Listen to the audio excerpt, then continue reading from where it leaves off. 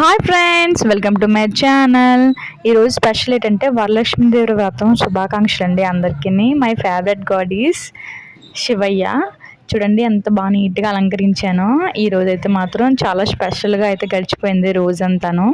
చూసారా ఎంత బాగా నీట్గా మా పూజా మందిరం అనమాట, నీట్గా డెకరేషన్ చేశాను.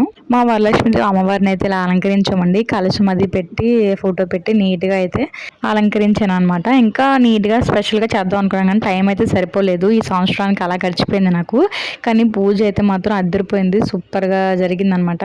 చూడండి దేవుడికి ప్రసాదం, నైవేద్యాలు, పాలు అన్నీ కూడా అమ్మవారి చీర అయితే మాత్రం సూపర్గా సెట్ అయింది.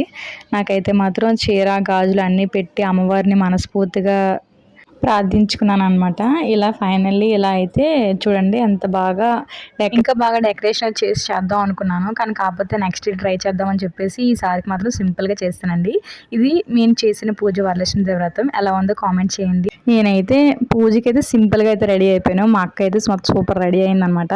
పిక్చర్స్ అయితే పంపించింది, నాకు నచ్చాయని చెప్పి పెట్టాను.